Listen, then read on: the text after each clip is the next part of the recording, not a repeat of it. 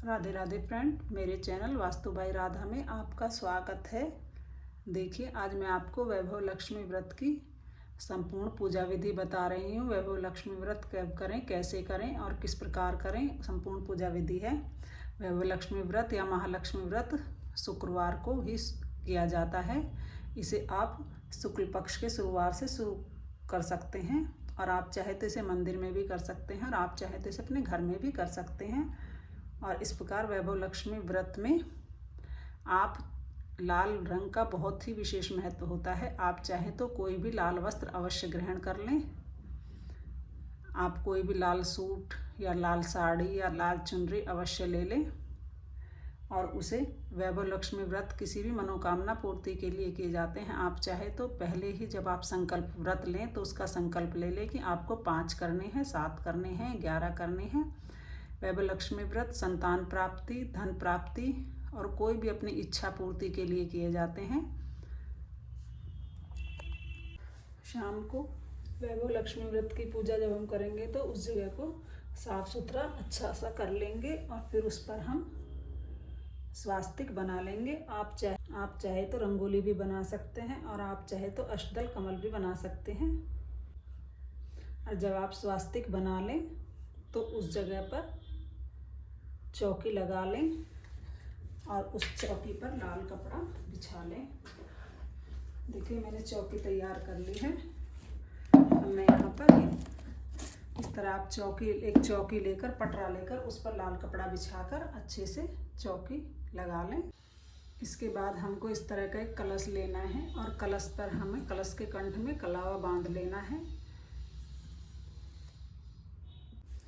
देखिए, इस तरह मैंने कलश पर कलावा बांध लिया है और फिर मैं कलश पर इस तरह स्वास्तिक का एक निशान बना लेंगे आप, क्योंकि स्वास्तिक बहुत ही शुभ होता है किसी भी पूजा और किसी भी मंगल कार्य के लिए। और देखिए, मैंने कलश पर स्वास्तिक बना लिया है।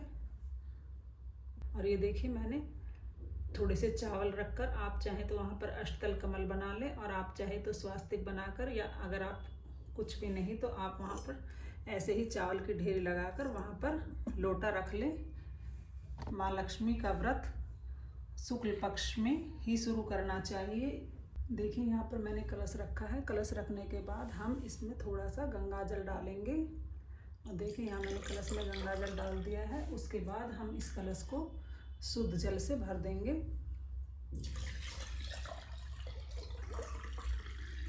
और फिर उसके बाद कलश पर हम एक प्लेट रख देंगे। प्लेट रखकर हम कलश को ढक देंगे। माता लक्ष्मी या वैभव लक्ष्मी का व्रत शुक्रवार के दिन ही करना चाहिए। यदि किसी कारणवश आप शुक्रवार को बाहर जा रहे हैं या व्रत नहीं कर सकते हैं तो इसके स्थान पर आप अगले शुक्रवार को ये व्रत कर लें। इसके बाद मैं कलश में थोड़ी सी हल्दी डाल दूँगी। हम इस थोड़ी सी हल्दी डालनी है। उसके बाद हमें कलश में थोड़े से अक्षत डालने हैं और उसके बाद मैं इसको ढक दूँगी। और देखिए, माँ वैभव लक्ष्मी के व्रत में सोना या चांदी कोई आभूषण अवश्य रखना चाहिए। मेरी ये रिंग है, मैं इसको रख रही हूँ। आप कोई भी आभूषण सोने का, चांदी का ले सकते हैं। अगर आपके पास सोने चांदी की कोई वस्तु नहीं है तो आप सिक्के भी इसकी जगह रख सकते हैं। इसके बाद देखिए, मैं थोड़े से चावल का आसन देकर गणेश भगवान को विराजमान कर दूंगी। हम कोई भी पूजा करें या लक्ष्मी माँ की पूजा करें तो गणेश भगवान को अवश्य विराजित करें। इसके बाद मैंने गणेश भगवान को विराजमान कर दिया है। इसके बाद हम लक्ष्मी जी को विराजमान करेंगे। देखिए, मैंने लक्ष्मी जी का एक फोटो भी लगाया है। आपके पास फोटो, प्रतिमा जो भी हो, आप उस रूप में लक्ष्मी जी को विराजमान कर सकते हैं। लक्ष्मी जी को विराजमान करने से पहले आप चावल का आसन भी दे सकते हैं। देखिए, मैंने थोड़ा सा चावल का आसन दे दिया और आप चाहें तो लाल फूल का आसन भी लक्ष्मी माँ को दे सकते हैं। ये मैं एक फूल का आसन माता के लिए दे रही हूँ और इसके बाद मैं लक्ष्मी जी को विराजमान कर दूँगी। उसके बाद हम श्रीयंत्र की स्थापना करेंगे। देखिए, इस तरह का श्रीयंत्र होता है। और अगर आपके पास माँ लक्ष्मी की पूजा में श्रीयंत्र का विशेष महत्व होता है, लेकिन अगर आपके पास श्रीयंत्र नहीं है तो माँ लक्ष्मी की पुस्तक में जो माँ के 8 स्वरूप हैं, आप उन्हीं को प्रणाम कर लें और उसमें श्रीयंत्र की फोटो भी दी गई हुई है, आप उसे भी रख सकते हैं। इस तरह का श्रीयंत्र आपको बाजार में आसानी से मिल जाएगा। ये देखिए, मैंने श्रीयंत्र की स्थापना कर दी है। देखिए, इस व्रत को अगर महिला करती है तो और भी ज़्यादा अच्छा होता है और अधिक फल मिलता है। वैसे पुरुष भी इस व्रत को कर सकते हैं। और देखिए, इसके बाद हम पूजा आरंभ करेंगे। पहले हम सबको जल से छींटे लगाकर शुद्धिकरण कर लेंगे। गणेश भगवान को, कलश को, माता रानी की फ़ोटो को, सभी को हमने शुद्धिकरण कर लिया है।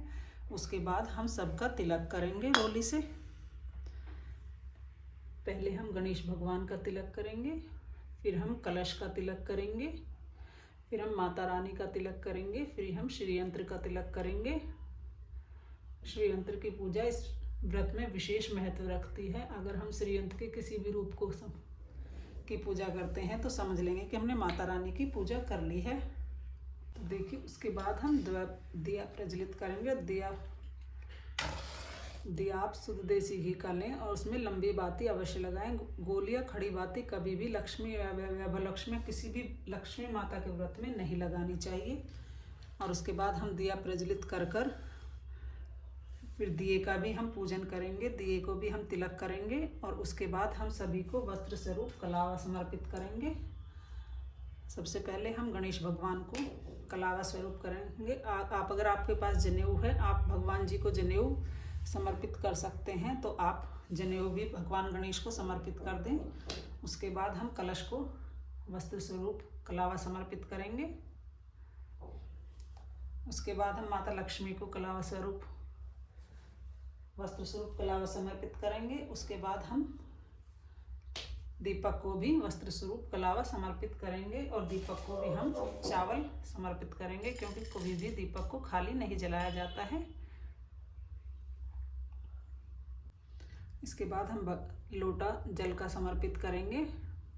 और अगर आपको कहीं जाना है, आप कहीं बाहर जा रहे हैं, तो हम इस व्रत को स्किप कर सकते हैं और इसे अगले शुक्रवार को कर सकते हैं। लेकिन अगर हम कहीं बाहर जा रहे हैं तो हम व्रत ना करें इस व्रत में, क्योंकि बाहर की कोई भी चीज़ नहीं खाई जाती है। तो इसलिए यह व्रत हो सके तो अपने घर पर ही करें। और माता लक्ष्मी को खीर बहुत ही ज़्यादा पसंद है, तो इसलिए इस व्रत में खीर का विशेष महत्व है। खीर हमें ज़रूर भोग में लगानी चाहिए। देखिए, मैंने माता रानी के लिए खीर का भोग लगा दिया है।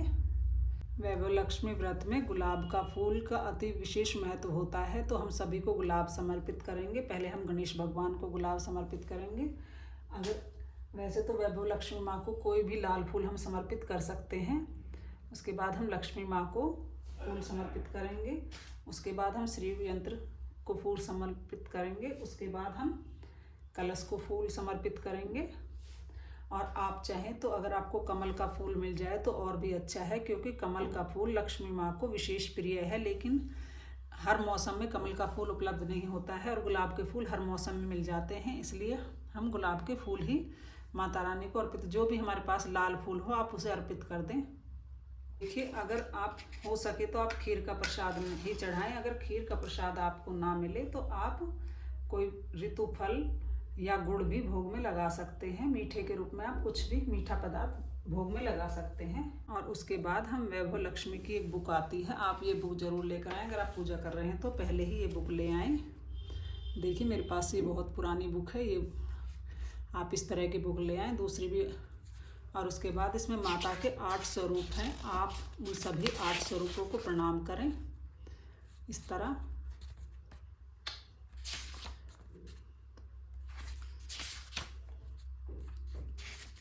इन 8 स्वरूपों को प्रणाम करने के बाद हम माता की कहानी सुनेंगे।